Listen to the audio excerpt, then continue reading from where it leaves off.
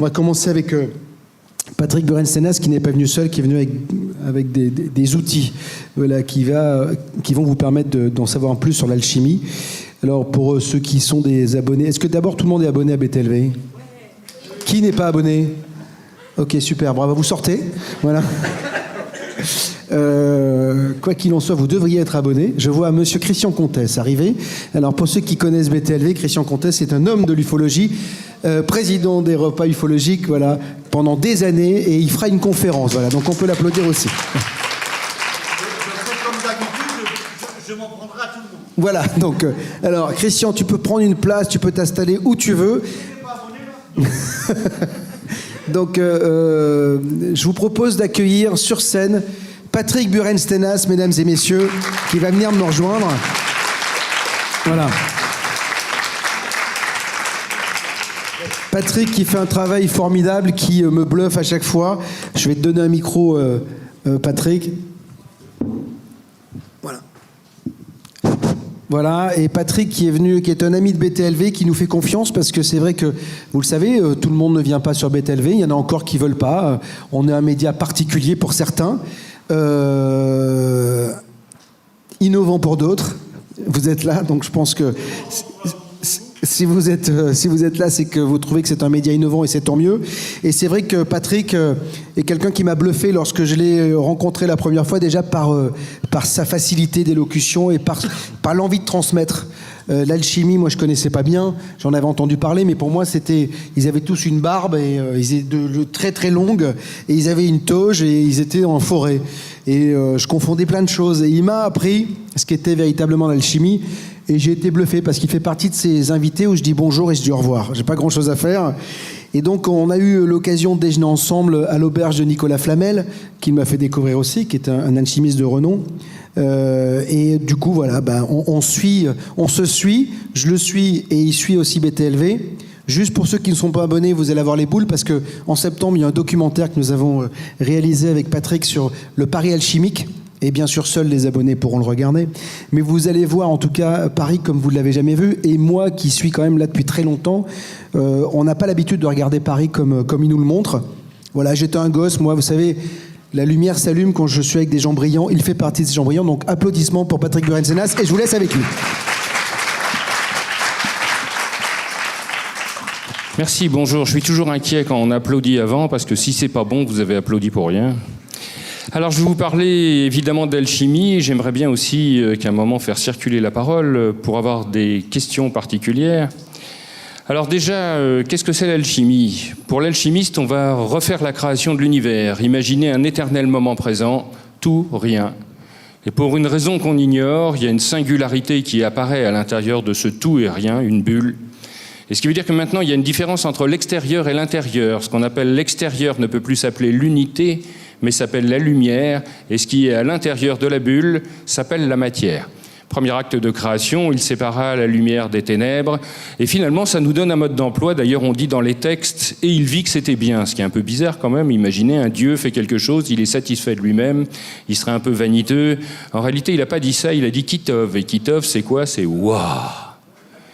Alors peut-être que le travail de l'alchimiste, c'est de retrouver ça, c'est-à-dire cette faculté d'émerveillement.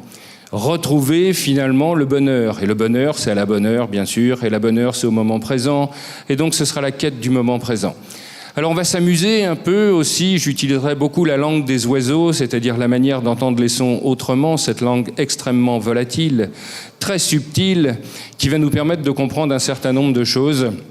Mais avant, je vais vous donner les principes de l'alchimie, ou qu'est-ce que c'est pour moi l'alchimie. Alors, l'alchimie, c'est pas une proto-chimie. L'erreur qu'on fait d'habitude, c'est imaginer que les alchimistes faisaient de la chimie par hasard et qu'ensuite ils ont livré ce qu'ils ont trouvé aux chimistes modernes. Eh bien non. Le but de l'alchimie, c'est surtout pas de fabriquer des choses, c'est de les défabriquer. Je recommence. Imaginez la création, il y a une bulle de matière à l'intérieur d'un océan de lumière. Eh bien le but de l'alchimiste, c'est quoi ? C'est de faire disparaître cette bulle. C'est tout.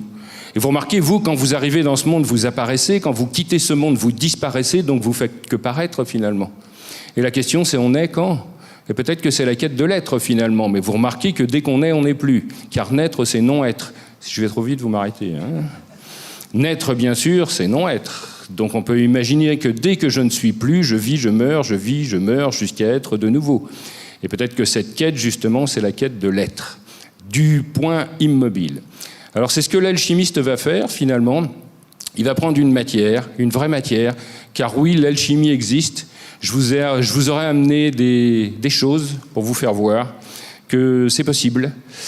C'est de prendre cette matière et finalement de la râper, de la purifier, de la rendre transparente. Et plus elle est transparente, plus on voit à travers. D'ailleurs, on dit dans la voie, et vous entendez dans votre chemin, persévérez, percez et vous verrez. Et la question, c'est percer quoi pour voir quoi, finalement ?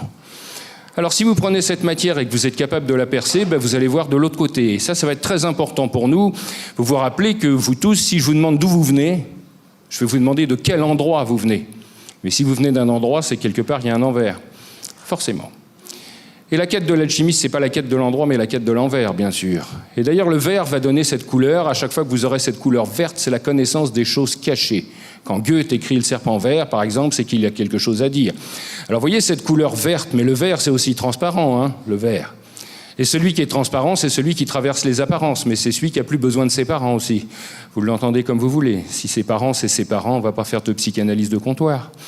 Mais en imaginant que l'alchimiste va rassembler ce qui est épars plutôt que le fractionner. Et je dis bien, il va le faire, il ne va pas essayer de le faire, parce qu'essayer de faire les choses, c'est se donner la possibilité de ne pas le faire. Donc quand on va suivre une voie, eh bien on va la faire, cette voie, et on ne va pas essayer. Et la question suivante qu'on me pose toujours, c'est ça sert à quoi ? Eh bien ça sert à rien, c'est vous qui servez la voie. Mais ça va venir, vous allez comprendre que la voie, on l'entend par 3 passages. Donc l'alchimiste va utiliser 3 passages pour rendre la matière invisible, impalpable. Pourquoi 3 passages ? Parce que vous êtes peut-être ici ce soir, c'est aujourd'hui, mais j'ai l'impression d'être ce soir des apprentis sages. Et pour être un apprenti sage, eh bien, il va falloir faire 3 passages, forcément. Et quand vous allez faire 3 passages, vous allez trépasser, forcément. Donc à force de trépasser, on va tomber. Tomber dans la tombe, par exemple. Et tomber dans la tombe, c'est faire un passage bien sûr. Donc faire disparaître la matière, c'est la tuer. Et c'est pourquoi l'alchimiste va l'oxyder. Vous entendez ? Oxyder, ça va être tuer la matière. Donc on va faire un passage entre l'or riant et on est oxydant. Vous voyez le passage entre l'un et l'autre. Alors, je suis sûr que vous êtes en train de vous dire « Ouais, il fait en français, c'est facile. » Mais qu'est-ce qui prouve que ça marche dans d'autres langues ? Eh bien, je peux vous le faire dans toutes les langues que vous voulez. On va faire en anglais, par exemple. Les anglo-saxons ont une voie de chevalerie. Ils cherchent aussi une pierre. La racine de la pierre, en hébreu, par exemple, c'est gal. Vous savez, à chaque fois qu'on va avoir ce mot gal, c'est la quête de la pierre. Et je vous rappelle que les alchimistes cherchent une pierre philosophale, pas une pierre technique. Ce qui veut dire, entre parenthèses, que l'alchimie est un art et pas une science, pas une technique. Donc évidemment, est à la quête de cette petite gale, de ce petit caillou, on va forcément commencer en Gaule et terminer en Galice. Vous entendez la musique ? Et vous allez commencer à faire votre pèlerinage. Le pèlerinage, c'est celui qui se pèle. Celui qui se pèle, c'est celui qui retire ses peaux. Et à force de retirer ses peaux, on va voir à travers. Et pour ce faire, on va avancer. Pour avancer, on va lever le talon. Et quand on lève un talon, qu'est-ce qui se passe ? C'est vous bougez un os qui s'appelle l'astragale, moitié astre et moitié gale. Et à l'autre bout, eh bien, vous trouverez les étoiles dans la Terre, compost stella, et vous savez maintenant quel est le chemin. Partir de la Gaule, aller en Galice, trouver la pierre, et oui, évidemment.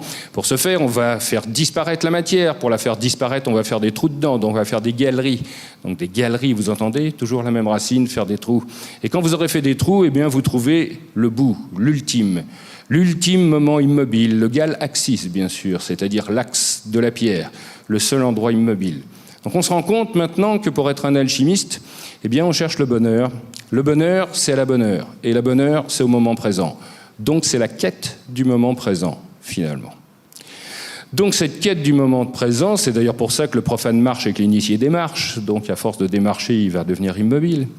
Et pour revenir à cette quête, justement, de la pierre, les anglo-saxons vont chercher cette pierre aussi. On va l'appeler le Graal. Vous entendez la musique du Graal ? Il y a le Gal qui est à l'intérieur. Graal, ça veut dire textuellement en hébreu la lumière au-dessus de la pierre. Et c'est là qui va être cette quête. Et c'est pour ça que le matin, en anglais, on va dire à quelqu'un « réveille-toi ». Et maintenant, vous allez entendre « wake up », le chemin de la coupe. C'est pas mal pour se réveiller, non ? Surtout si le soir, on lui a dit « sois un bon chevalier, good night », vous l'entendez comme vous voulez. Donc c'est un bon chevalier qui finit sur le chemin de la coupe et il va chercher la beauté, mais la beauté c'est l'unité. D'ailleurs, beautiful, la beauté n'est vraie que si vous êtes dans chaque chose et que chaque chose est en vous. Donc on commence à avoir l'idée de la philosophie de l'alchimie. C'est quoi finalement? C'est je vais faire disparaître les illusions, je vais voir à travers, et en voyant à travers, je vais voir la lumière qui est à l'extérieur. Et je vais faire quelque chose de plus. J'ai fait un trou dans la peau de la bulle dans laquelle je suis. Et si je fais un trou, la lumière qui est à l'extérieur rentre à l'intérieur, et la bulle se remplit en disparaissant sans aller nulle part. Ça va? Vous sentez cette ambiance un peu? Là, l'ambiance, évidemment, c'est l'ambiance du laboratoire de l'alchimiste. Moitié labor et moitié oratoire. Moitié dans la matière et moitié dans l'esprit. Donc évidemment, là, je ne parle que de l'esprit, mais ça ne veut pas dire que la matière n'existe pas. Et ça ne veut pas dire qu'on ne va pas être capable, justement, de la rendre transparente, cette matière. Car la pierre philosophale, c'est ça, finalement. C'est une matière, et on parlera de matière première. Et quand on parle de matière première, nous, on imagine que c'est quelque chose qu'on va transformer. Mais la matière première, qu'est-ce qu'il y avait avant, puisque c'est la première matière? La lumière, bien sûr. Donc on cherchera la matière première qui nous servira de pont entre ce monde et l'autre, celui qu'il y a derrière. Alors tous ces secrets de fabrication sont transmis dans la langue des oiseaux, c'est pour ça que j'en parle. Alors si vous avez des questions dans d'autres langues, je le ferai avec plaisir, en grec, en latin, en hébreu, un peu d'araméen pour ceux que ça amuse. S'amuser, c'est s'user l'âme, bien sûr. Évidemment, on a déjà un chemin. S'user l'âme, si à force de muser l'âme qui fait résistance au passage de la lumière, eh bien, à ce moment-là, vous laisserez passer la lumière. Donc on peut dire que finalement, tout le travail d'une voie initiatique, c'est de faire des trous dans l'obstacle pour laisser passer la lumière. On appelle ça la purification. Alors cette question, c'est quoi l'obstacle et c'est quoi les trous qu'on va faire? Premier travail, on va prendre une matière et cette matière, on va la décomposer. Quand on veut purifier un corps, on sépare le subtil de l'épais, lentement, avec grande industrie. Et quand on décompose un corps, il perd sa forme et il devient noir. Et pourquoi il devient noir? Parce que la lumière qui est à l'extérieur se perd à l'intérieur. Donc la matière est volatilisée, c'est noir, un volatile noir, le corbeau. Et ce sera le premier œuvre. C'est-à-dire rendre cette matière, cette putréfaction. Alors aujourd'hui, on appelle ça la corruption. Mais la corruption, c'est une mauvaise expression. Vous entendez corps rompu. Le corps rompu, c'est pour ça qu'après vous faites du bricolage, vous entendez bien, dans l'autre sens, pour rassembler ce qui est épars. Et une fois que vous avez fait ça, que vous avez séparé le subtil de l'épais, eh bien on va prendre tout ce qui est transparent et on va le mettre ensemble. Mais quand on va mettre un corps transparent, par exemple la poudre de diamant, c'est noir. Et la seule manière de la rendre blanche, c'est d'aligner les cristaux. Donc si j'aligne les cristaux, je vais laisser passer la lumière, ce sera le deuxième œuvre, l'œuvre au blanc ou la licorne, reliée par la corne. Si je réussis à faire ça, j'ai purifié la matière, j'ai aligné la matière, alors la vraie lumière va rentrer dedans. Et oui, parce qu'il y a une vraie lumière, celle-là c'est une fausse. Celle qui arrive ici, elle est à la fois ondulatoire et corpusculaire, donc ça veut dire que c'est à la fois une onde et à la fois de la matière, donc c'est pas la vraie lumière. Je vous rappelle que la vraie lumière, c'est ce qui est à l'extérieur de la bulle, c'est ce qui ne s'est pas transmuté en matière. Il faut remarquer quelque chose de fondamental, c'est que les alchimistes ne transforment pas, ils transmutent.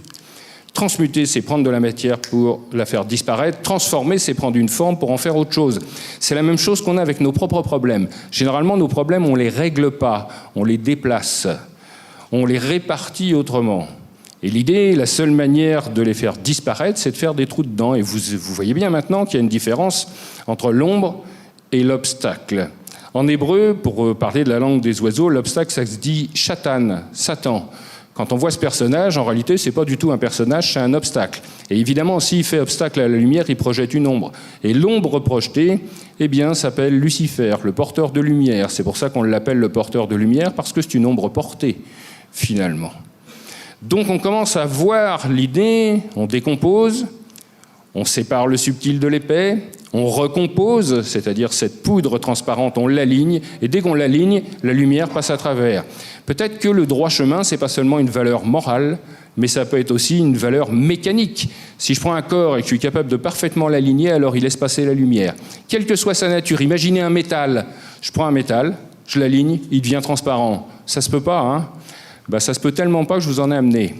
Donc, comme ça, vous verrez, vous persévérez d'ailleurs. Et ça veut dire quoi? Et pourquoi on a ce métal et à quoi il va servir? Les vrais vitraux étaient faits comme ça. C'est-à-dire qu'on prenait un métal, on le rendrait transparent, on laissait passer la lumière à l'intérieur. Faites l'expérience de cette lumière qui va passer à travers le métal, c'est le secret de la transsubstantation. Vous savez, pour les chrétiens, le Christ, c'est la pierre des philosophes. D'ailleurs, c'est le Christos, c'est le cristal, et c'est lui qui laisse passer la lumière sans résistance. Donc cette histoire, vous allez prendre une coupe en or, que vous avez tous chez vous, bien sûr, ou doré, mais en tout cas, il faut que ça soit du vrai métal. Hein. Si c'est doré légèrement, ça ne marche pas. Il faut que ça soit de l'or en vrai. Vous allez mettre de l'eau dedans, et vous remarquerez que le vin de messe, c'est du vin blanc. Hein. Et quand on va mettre cette eau à l'intérieur de la coupe et qu'on va éclairer, eh bien, vous aurez la surprise de voir que le liquide va être rouge. En tout cas, il va donner l'illusion d'être rouge. Ça veut dire, qu'est-ce qui se passe? C'est la lumière qui passe de chaque côté de la coupe, et en passant de chaque côté de la coupe, la fréquence de la lumière change, et en changeant, ça devient rouge. Ce qui veut dire, entre parenthèses, d'ailleurs, que pour les chrétiens, le sang du Christ, c'est la lumière. Ça change juste un tout petit peu la donne, hein, puisque c'est la lumière qui fait que c'est rouge à l'intérieur. Mais ça veut donc dire qu'un métal est capable de changer la couleur de la lumière. Alors vous prenez Chartres, par exemple, et les vitraux qui sont faits correctement, vous remarquerez que Chartres, il y a deux tours. Il y a une tour qui est en romane et une tour qui est en gothique flamboyant, une pour la lune et une pour le soleil. Et la clé qu'on va avoir entre les deux, c'est si je prends de l'argent qui correspond à la lune et si je prends de l'or qui correspond au soleil, que je les rends transparents, eh bien quand je vais faire passer la lumière à travers l'argent, c'est-à-dire la lune, eh bien ça va être bleu. Si je fais passer la lumière à travers de l'or, ça va être rouge. Donc imaginez, ces deux natures qui vont se réassembler, ça va se réassembler dans quelle couleur? Le violet. Et le violet, c'est la dernière couleur visible de notre spectre.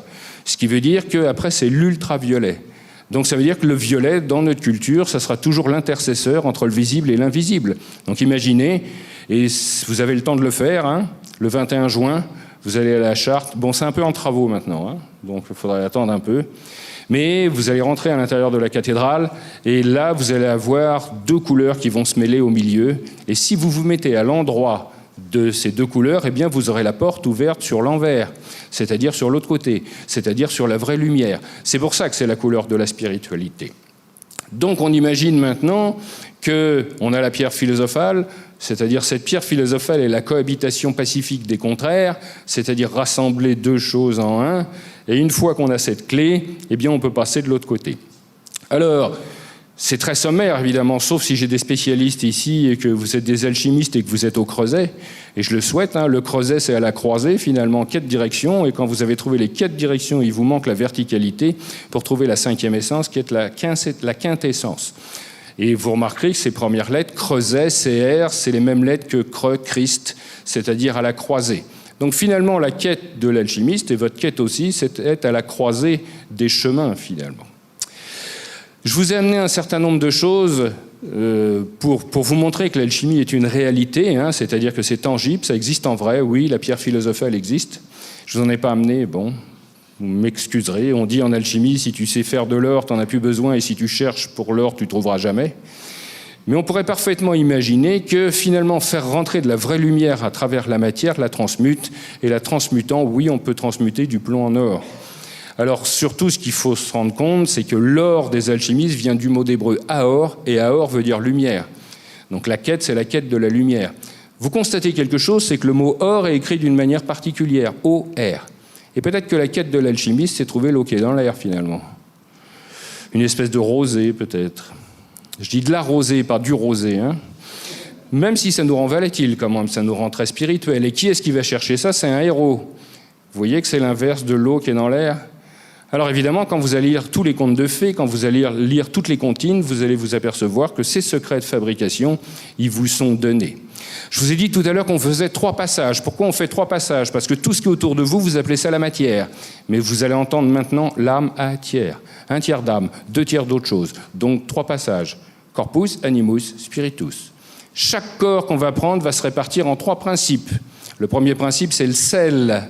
C'est-à-dire, vous prenez un corps, vous le calcinez, vous essayez de le détruire le plus possible, il restera quelque chose, et ce qui reste, ça va être le sel. Le deuxième principe, ça va être le soufre. C'est ce qui est animé. C'est un principe masculin et agité. Et enfin, le dernier principe, ça va être le mercure, le messager des dieux, le spiritus, l'esprit. Alors, vous avez ça dans votre corps, et on va dire comment on peut faire de l'alchimie à travers son corps, finalement. Est-ce qu'on le fait seulement dans un laboratoire, ou est-ce qu'on peut le faire à travers soi-même? La différence fondamentale entre la chimie et l'alchimie, c'est que l'expérimentateur a une place dans l'expérience. Et c'est que l'expérience a une place aussi dans l'expérimentateur. Alors vous voulez être immobile, silencieux, aligné, on appelle ça le bonheur, on appelle ça la paix. Et la question, c'est comment on fait ? Eh bien, il va falloir retirer votre agitation. Et votre agitation, on appelle ça le soufre. C'est pour ça que quand on le garde à l'intérieur de soi, on souffre. La souffrance, le souffrance. Alors quand on n'est pas un alchimiste, qu'est-ce qu'on fait de cette souffrance ? Très simple, on la refile à son voisin. On appelle ça la culpabilité. Vous savez, moi, j'ai plein de souffle, j'ai plein d'émotions, je ne sais pas quoi en faire. Je vais faire un exemple. Par exemple, mère-fille, c'est juste un exemple. Hein. Non, mais c'est un exemple au hasard, comme ça. La mère, elle a plein de souffre, elle ne sait pas quoi en faire, elle a une fille sous la main, ça tombe bien, et comme il y a des liens, ben, elle est attachée. Vous savez, c'est très ennuyeux avec quelqu'un d'être très attaché. Même dans notre vie de tous les jours. Hein. Qu'on ait des relations, j'entends bien, mais qu'on soit attaché, quelle horreur. D'ailleurs, vous remarquerez qu'à force d'être attaché, eh ben, on n'est plus libre, même avec l'autre, même avec celui qui est à côté de soi. On nous dit aussi, il faut que vous vous dépassiez. À force de se dépasser, on se perd de vue.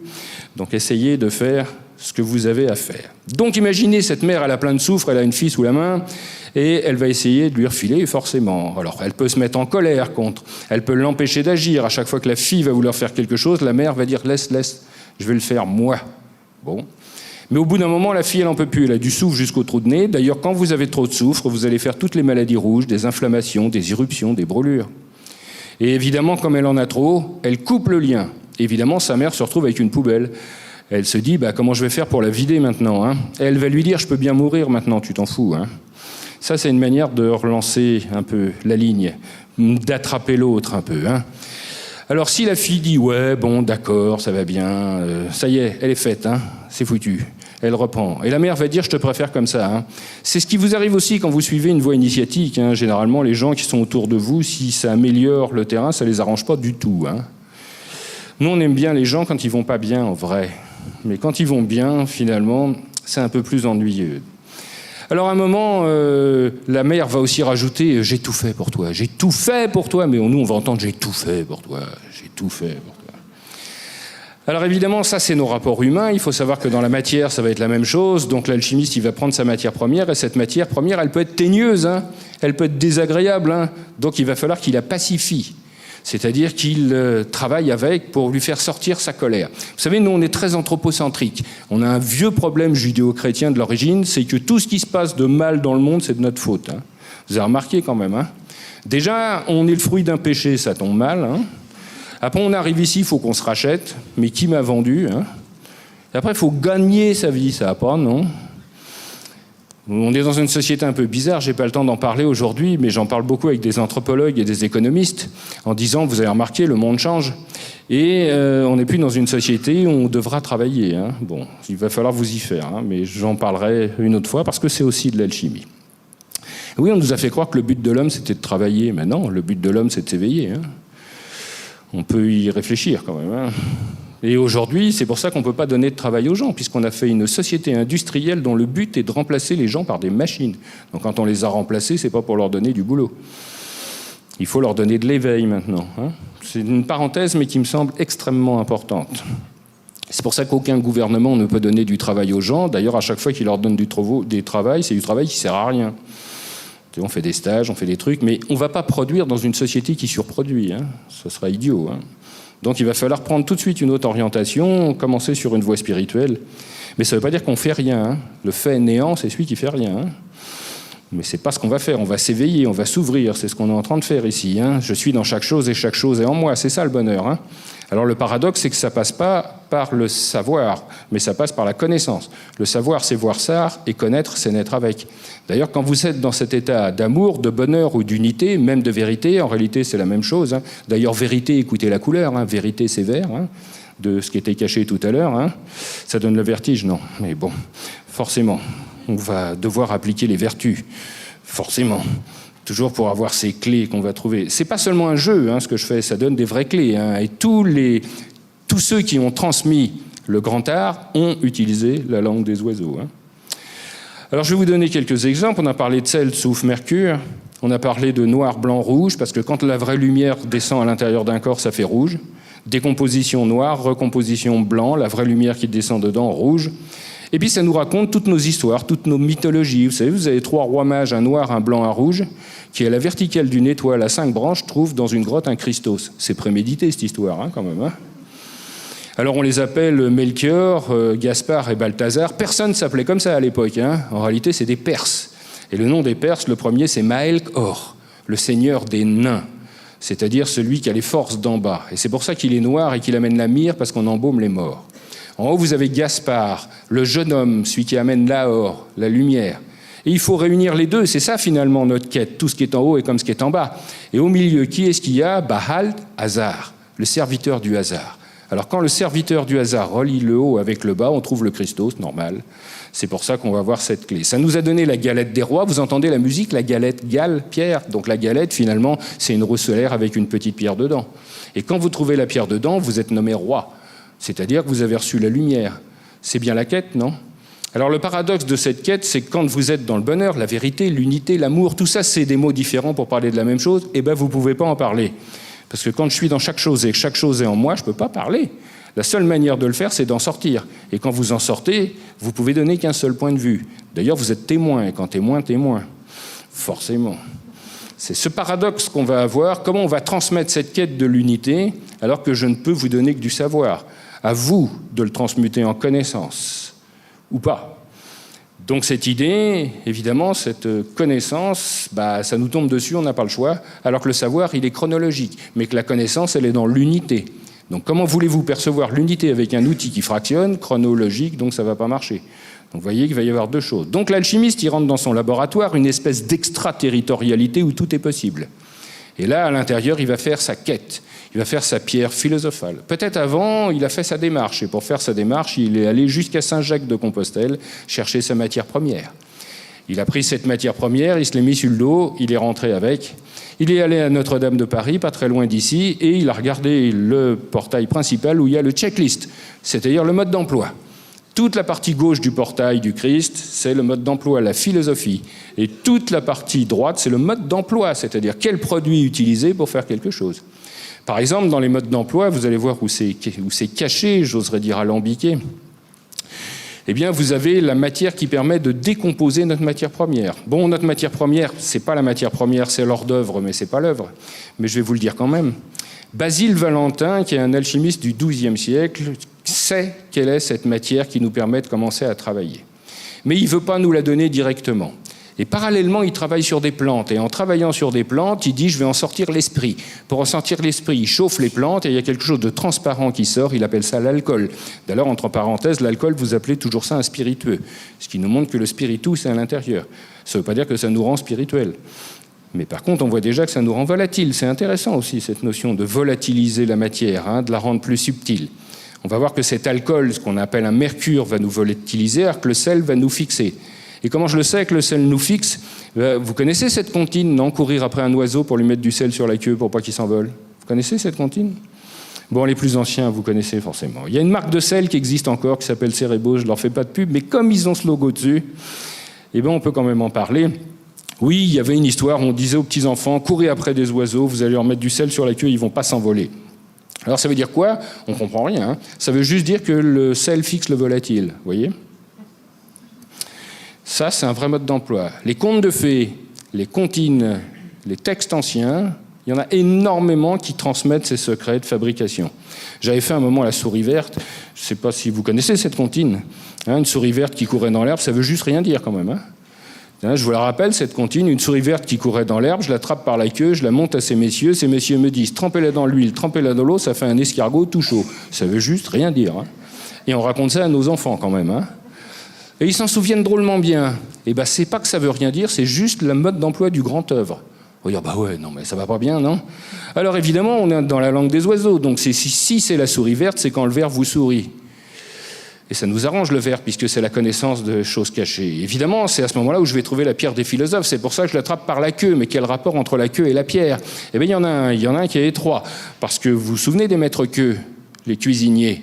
Pourquoi ils s'appellent comme ça? Parce qu'ils utilisent une pierre à affûter qu'on appelle la queue.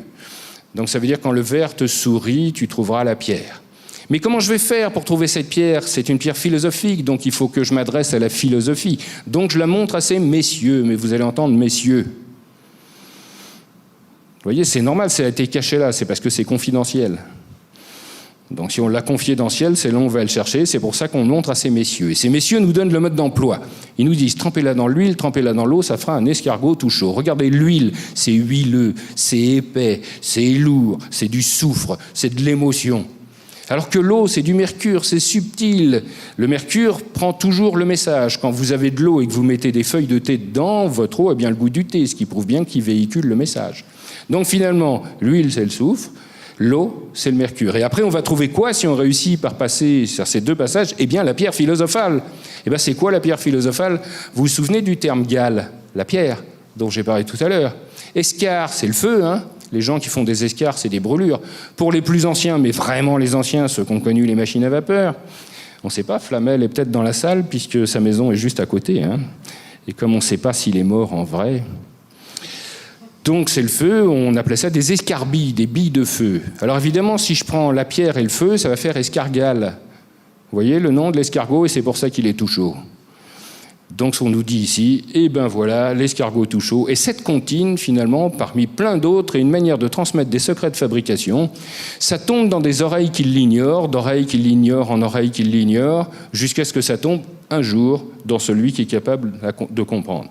Alors tous les contes de fées, c'est pareil, Blanche-Neige et les 7 nains. Blanche-Neige déjà, hein. Ça commence bien, hein. Et je vous rappelle que c'est une femme, ça commence, c'est une reine qui est devant un cadre en bois d'ébène. Dehors, il neige, elle se pique le doigt. Et elle dit, j'aimerais bien avoir une fille qui a la peau blanche comme la neige, les lèvres rouges comme le sang et les cheveux noirs comme l'ébène. Ça doit nous mettre la puce à l'oreille quand même, hein. Ça va nous dire qu'on nous parle ici du grand œuvre. Et pour nous parler du grand œuvre, on va nous parler des 7 nains. Mais ce n'est pas 7 nains, c'est 7 gnomes de gnose. Et gnose, la connaissance. Et que cherche l'alchimiste ? Il cherche la pierre cachée. On va l'appeler le vitriol. Et le vitriol, c'est l'acrostiche d'une phrase. En latin, visita interiora terrae, rectificando in veni occultum lapidem. Visite l'intérieur de la terre et en rectifiant, rendant droit, tu trouveras la pierre cachée. Une pierre précieuse, quoi. Si elle est précieuse, c'est qu'elle est près des cieux, forcément. Alors, c'est quoi le travail des nains ? C'est de creuser la terre pour chercher des pierres précieuses. Alors, ça doit être fait exprès. Oui, c'est fait exprès, hein. Alors, on pourra aller beaucoup plus loin parce que chaque nain a un caractère et en fonction du caractère du nain, vous savez quelles sont les 7 épreuves à franchir. On en a un, il s'appelle Simplet. Et Simplet, il est lunaire. Et évidemment, la lune, c'est l'argent. Et l'épreuve de l'argent, c'est tu dépasseras la peur pour trouver la spiritualité. Première marche. Deuxième marche, c'est dormeur. Dormeur, il dort, il rêve. Donc c'est Mercure, le messager des dieux. Et l'épreuve à franchir, c'est tu apprendras à écouter sans n'entendre que toi. L'épreuve suivante, c'est timide. Et lui, il a un problème avec les autres, hein. Et ce timide, eh bien, nous indique que tu dois apprendre à comprendre l'autre. D'ailleurs, c'est étrange, dans un couple, quand ça ne fonctionne pas, on dit jamais ça ne marche pas, on dit on s'entend pas. Alors peut-être que l'idée est d'apprendre à s'entendre, finalement. L'épreuve suivante, c'est celle de prof. C'est la transmission. C'est le monde du maître, mais du gourou, au sens péjoratif. La différence entre les deux, c'est que le maître éclaire et le gourou brille. Il y a une nuance. C'est évidemment quand on éclaire, on ouvre et on laisse passer la lumière. D'ailleurs, dans transmission, il y a mission à travers, hein. Mais évidemment, plus on laisse passer la lumière, moins on voit la lampe. Et la lampe peut se dire à un moment, ouais, c'est moi qui l'ai fait quand même, hein. Et là, évidemment, vous refermez, on appelle ça l'ego. Et finalement, toutes les voies initiatiques vont avoir le premier but de toutes les voies initiatiques, c'est de faire des trous dans l'ego. Et on ne veut surtout pas, nous, on y tient à notre ego. On veut tous changer, mais à condition de rester pareil, hein. Il n'y a aucune chance, hein. Les voies sont longues et difficiles, mais ce n'est pas parce qu'elles sont longues et difficiles, parce qu'on est épais, nous. Mais allons-y, hein, ouvrons-nous, hein. Alors qu'évidemment, si je me referme à force d'avoir de l'ego, je vais briller, je vais vouloir continuer à avoir des relations avec les autres. Mais comme je n'émets plus de lumière, eh bien, je vais réfléchir celle des autres. Et pour réfléchir, il faut être bien poli, forcément. Donc, vous voyez, ça, c'est cette épreuve de prof, celle du maître et du gourou. Je dois dépasser l'orgueil, la vanité, pour donner la bienfaisance, l'altruisme qu'on va avoir à ce moment-là. C'est le monde de l'or. Très difficile à franchir ce pas, hein. Le pas est étroit. Vous l'entendez comme vous voulez.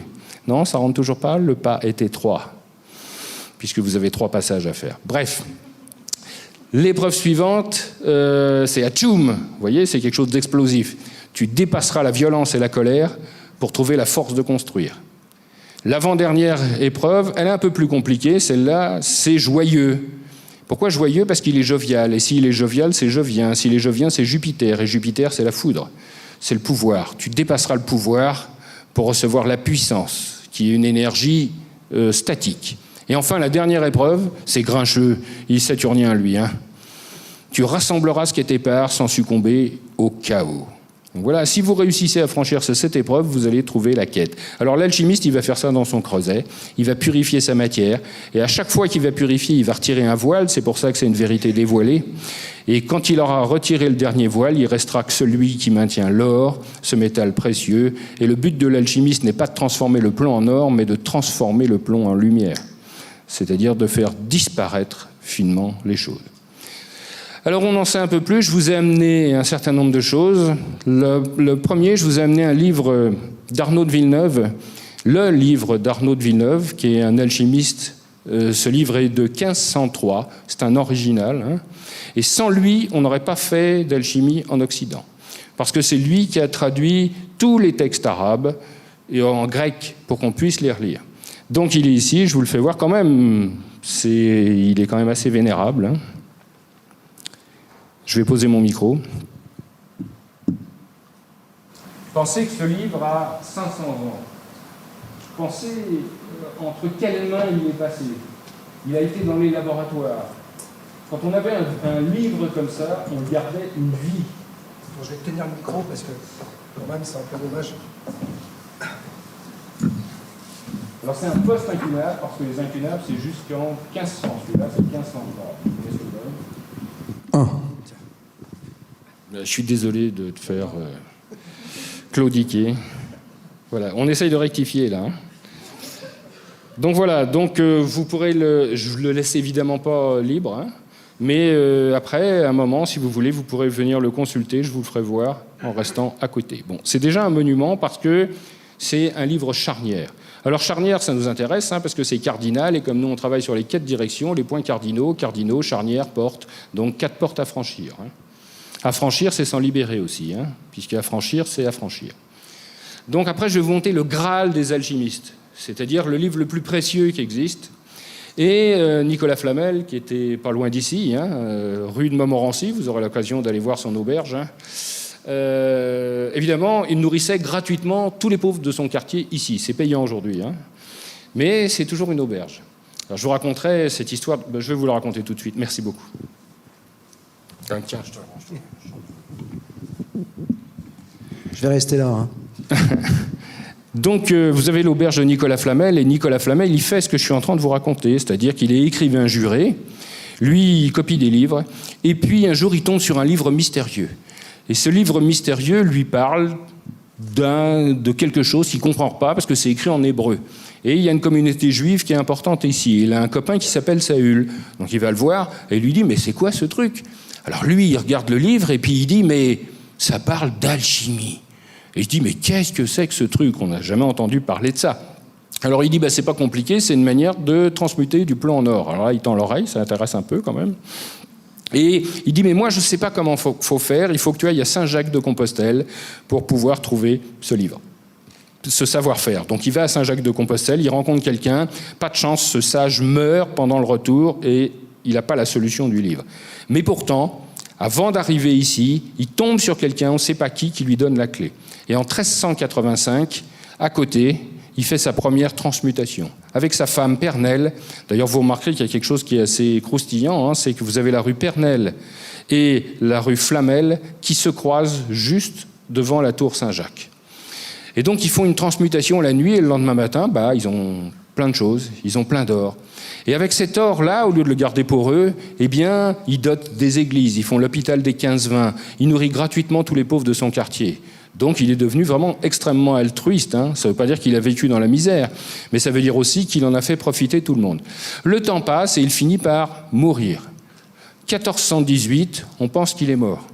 Donc évidemment, que croyez-vous que les voisins vont faire ? Ils se disent, tiens, on va aller fouiller sa tombe, peut-être qu'il y a des secrets à l'intérieur. Et sa tombe était où est Beaubourg aujourd'hui ? Le cimetière des Innocents. Donc ils vont fouiller sa tombe et il n'y a personne dedans.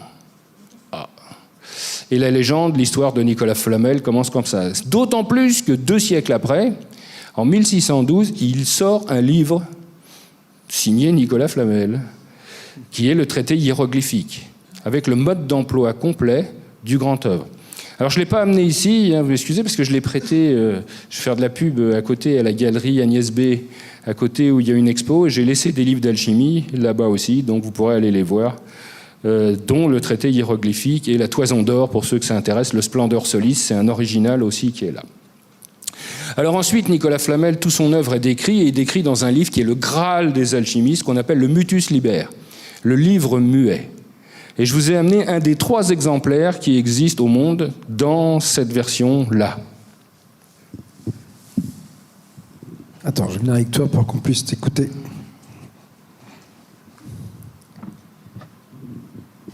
Merci. Alors vous constatez évidemment que c'est que des gravures, il n'y a aucun texte à l'intérieur, et pourtant tout est dit.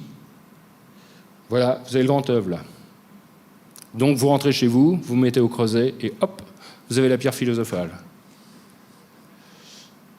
Voilà, donc c'est pareil, je le laisserai en consultation, où on voit évidemment tout l'œuvre qui est décrite à l'intérieur. C'est juste le Graal, ça, quand même, hein, pour les alchimistes. Hein. C'est-à-dire que c'est des choses qui sont aujourd'hui extrêmement difficiles à trouver, voire introuvables. Il y en a combien dans le monde? 3 de cet exemplaire-là. Voilà. Alors on y fait évidemment attention, et c'est des choses irremplaçables. C'est même pas une question du prix. C'est que si ça n'existe plus, ben on n'en a pas d'autres. Voilà. Et la toison d'or qui est de l'autre côté, il y en a 2 exemplaires connus. Donc c'est pour ça que je ne les sors pas. Ça a été un plaisir de les sortir ici. Mais Merci de nous les avoir montrés. Hein.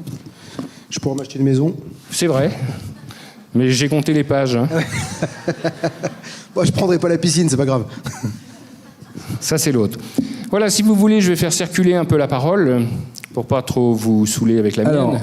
on va peut-être vous passer un micro si quelqu'un veut bien m'aider. Et que si quelqu'un veut voilà, passer le micro pour à tous ceux qui veulent poser des questions. Attends, je reviens, mais j'ai autre chose à vous montrer aussi. Mais je vous écoute quand même. Hein.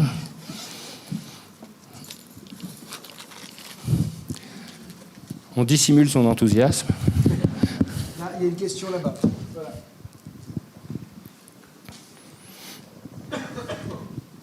Merci beaucoup. Est-ce que c'était un métier, alchimiste? Non, c'est un art. Mais on était rémunéré?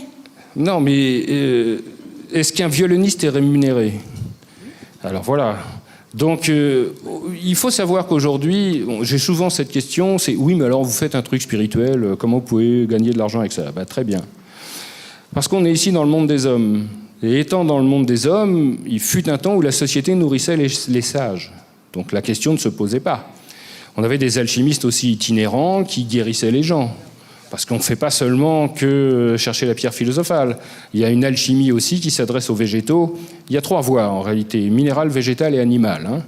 La minérale, c'est la pierre philosophale. La végétale, c'est comment faire des produits curatifs. Et l'animal, c'est comment avoir le pouvoir sur son propre règne.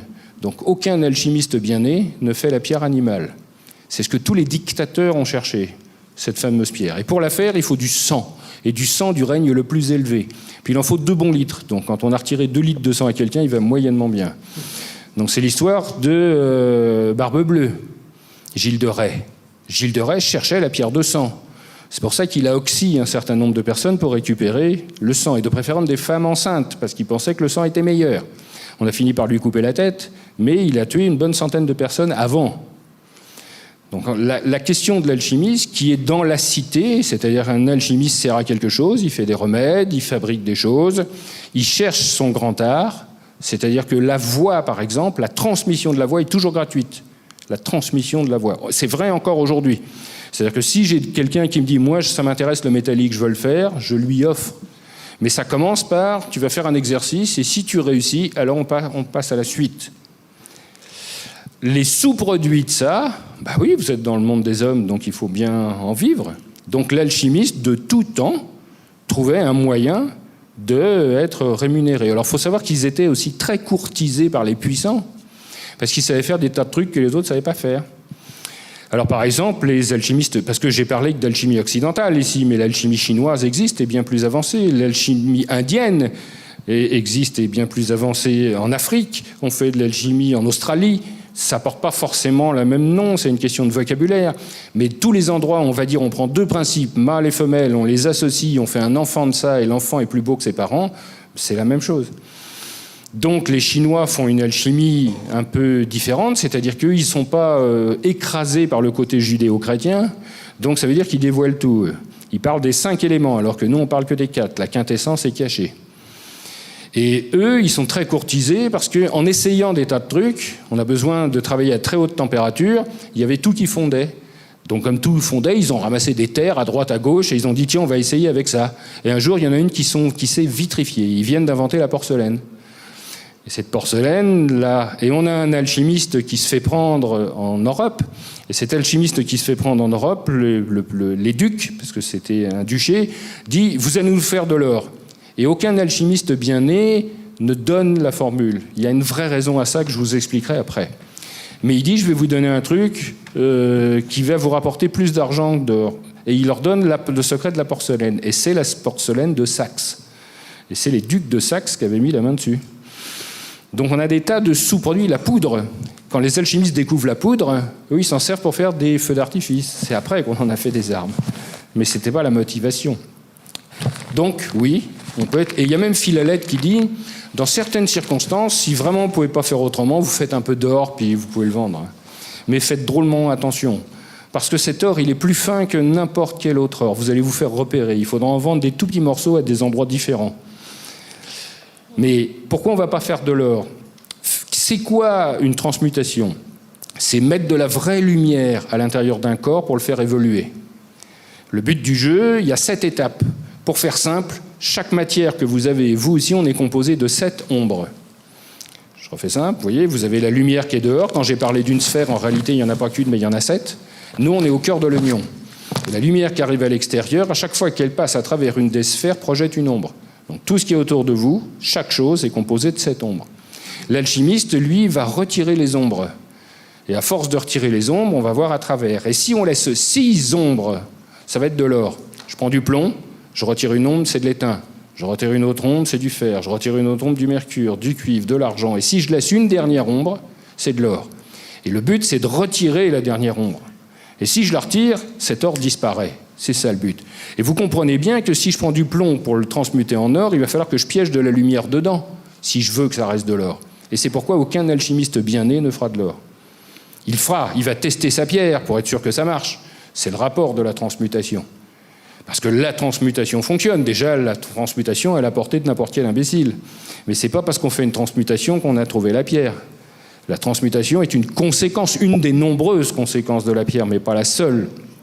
Les poules font des transmutations, nous faisons des transmutations. Prenez une poule, vous la sevrez de calcium, au bout d'un moment, elle va faire des œufs avec des coquilles molles. Vous la lâchez dans la nature, qu'est-ce qu'elle fait ? Elle va picorer des cailloux, puis elle va faire des coquilles dures. Mais c'est pas possible, parce que c'est du calcium, les coquilles. Et ce qu'elle a picoré, c'est de la silice. Et comment elle est passée de l'un à l'autre ? Donc elle a transmuté. Donc la transmutation, les étoiles fonctionnent par transmutation radiochimique. Votre soleil n'arrête pas de fabriquer des éléments. Les soleils sont des machines à fabriquer de la matière, alors que les trous noirs sont des machines à fabriquer de la lumière, de la vraie lumière. On pourrait en parler. Donc, on accepte les dons, les alchimistes, pour dire... voilà. D'autres questions ? C'est vrai que de tout temps. Ouais. Oui, bonjour. J'ai beaucoup de gratitude déjà pour ce que vous faites. Je vous remercie. Ça fait plusieurs années et j'essaye de me rectifier tous les jours et c'est très difficile. Tintin et le mystère de la toison d'or. Vous avez parlé du livre La toison d'or. Est-ce que Tintin, c'est une œuvre alchimique ?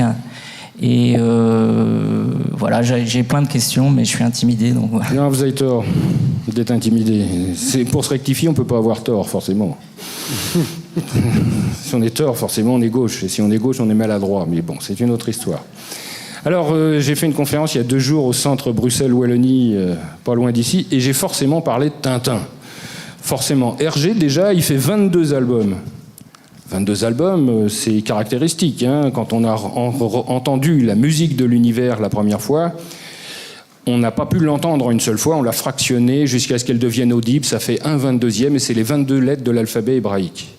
Donc 22 musiques fondamentales. Mais pas seulement chez les Hébreux, chez les Hyperboréens, Odin, Il habite dans un arbre qui s'appelle l'Hydrasil, le centre du monde, Axis Mundi.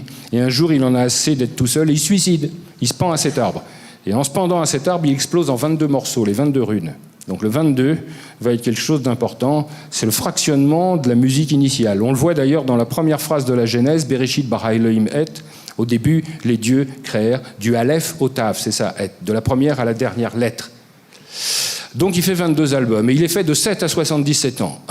Il aurait pu les faire de 8 à 88, de 9 à 24, hein. Donc 7 à 77, c'est pas rien, 7. 7, c'est les 7 épreuves dont j'ai parlé, évidemment. Donc ça va être ce mouvement, 7 et 77, ça fait 3 x 7, 3 x 7, 21, 21, ça donne une lettre particulière qui est le Shin, la 21e lettre de l'alphabet hébraïque encore, qui est le chandelier à 3 branches, qui est le feu révélé. Donc évidemment, il l'a fait exprès aussi. Alors après, il y a des histoires qui sont complètement folles, c'est-à-dire tous les personnages qui sont dedans sont des personnages mythologiques. Par exemple, vous avez le capitaine Haddock. Le capitaine Haddock, il a une barbe, c'est un marin, il boit tout le temps. En grec, c'est Dionysos, finalement. Et Dionysos, il est barbu. D'ailleurs, chez les Grecs, on l'appelle Pylos. Il est né de la mer et il boit tout le temps. Curieuse coïncidence. Et Dionysos, ou Bacchus, c'est le même. Il vit une expérience très étrange. On raconte une histoire. Il est sur son bateau. Il y a des pirates qui arrivent. Il l'attache au mât. Grâce à son pouvoir, il fait pousser des grappes de raisin. Les pirates mangent les grappes de raisin. Ils se saoulent et il peut se sauver. Et ben, c'est la première fois qu'on voit le capitaine Haddock dans Coq en stock. C'est cette histoire qui est racontée complètement. Alors vous avez évidemment un que j'aime énormément, écoutez bien son nom, il s'appelle Tournesol. Il cherche la lumière, hein. Il s'appelle Tryphon Tournesol. Il est habillé en vert, donc tout ça c'est quand même... Hein. Il a le chapeau de Mercure, et il dit toujours plus à l'ouest. Donc ça veut dire que peut-être à l'ouest il y a quelque chose, puisque c'est là où on est Occident. Donc ça veut dire qu'il fait le passage entre l'Orient et l'Occident. Et pour ouvrir ces deux portes, il faut ouvrir avec des clés. Ces clés, vous les avez sur vous, clavicules, petites clés. Donc si vous avez ces deux clés ici, c'est Merlin qui faisait ça. Merlin, il connaît la langue des oiseaux, c'est un enchanteur. Il est à l'endroit où la Terre se finit, au Finistère. Et à cet endroit, il fait passer d'Orient à Occident. Et pour ce faire, il va ouvrir, grâce à son marteau qu'on appelle toujours un Merlin, la porte d'Orient, la porte d'Occident, et il va effronter, bien sûr. Et quand vous n'allez pas bien, vous dites « je suis à l'ouest ». Et quand on demandait à un vieux breton comment tu vas, il disait je rame vers l'ouest, c'est pas bon signe. Parce qu'à l'ouest, il y a Avalon. Avalon, c'est l'île des pommes. L'île des pommes, c'est la connaissance.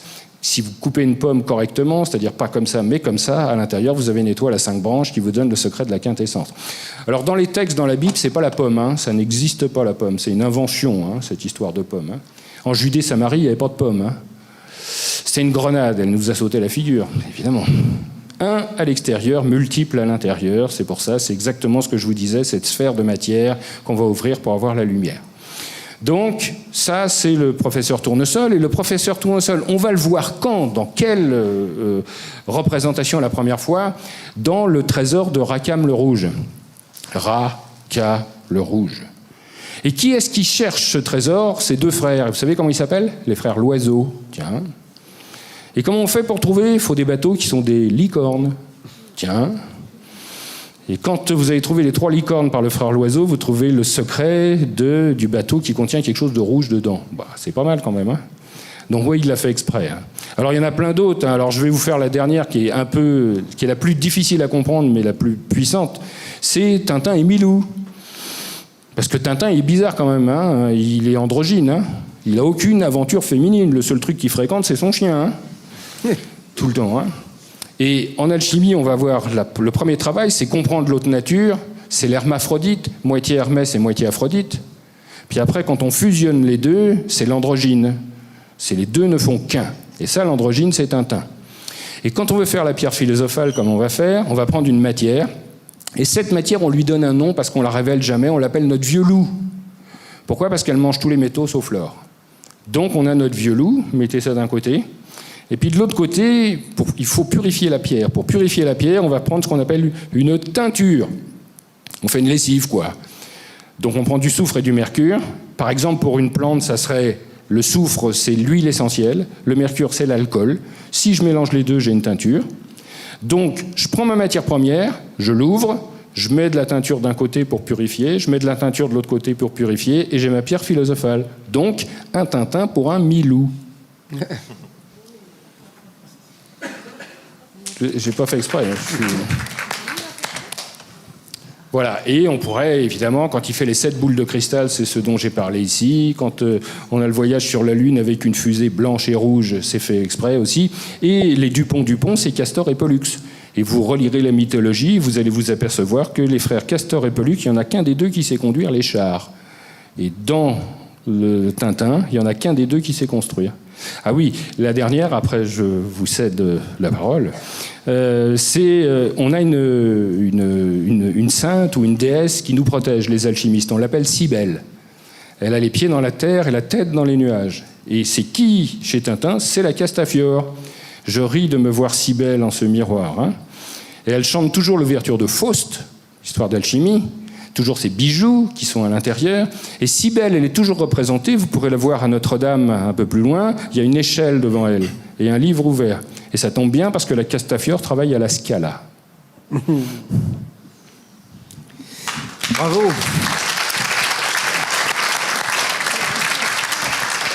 Il nous reste 5 minutes, alors si vous avez une nouvelle question pour Patrick Buren-Senas. Oui, j'en ai une. En fait, je voulais savoir si le support original valait plus qu'une copie, en fait, en termes d'information. Est-ce que c'était plus riche d'avoir un original qu'une copie?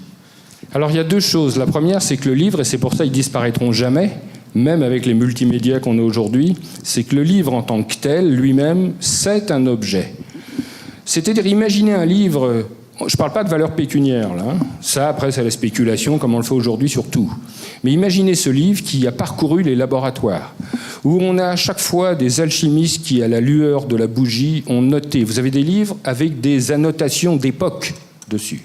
Les émotions qu'ils ont mis dedans. Les teintures, les odeurs, les parfums, les lumières, c'est ça, vous avez. Et quand vous mettez la main dessus, vous verrez, vous pourrez le faire. Immanquablement, à moins d'être une brute épaisse, je vous garantis, il se passe quelque chose. C'est juste quelque chose d'assez incroyable. Donc rien que pour ça, déjà, oui, ça a une valeur. Et après, il y a autre chose. Vous savez que le codex de Léonard de Vinci a été acheté par Bill Gates. L'original, vous savez qu'il l'a payé 125 millions. Bon, il a les moyens de le faire. Mais pourquoi pas prendre une copie? Puisque finalement, les informations sont les mêmes. Presque. Vous savez que Léonard de Vinci, il code en écrivant à l'envers. Mais c'est juste idiot, parce qu'on sait très bien qu'avec un miroir, il faut 15 secondes pour savoir que c'est codé. Eh bien, il n'a pas codé que comme ça. Dans les pages, il a mis des filigranes.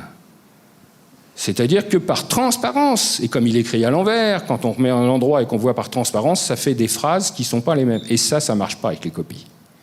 Ça marche qu'avec l'original. Donc à partir de ce moment-là, oui, il y a des livres qui sont parlants. On a par exemple une édition de Nostradamus, Michel de Notre-Dame, annotée par Nostradamus. Ça ne fait pas pareil qu'une copie.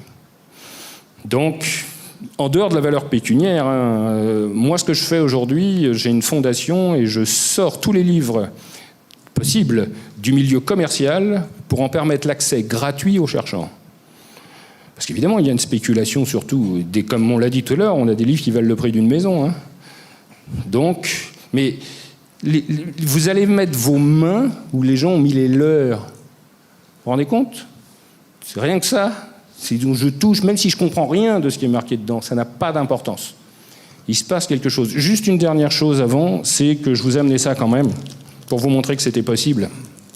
J'ai pris un creuset, j'ai mis un métal dedans, et j'en ai transmuté la moitié.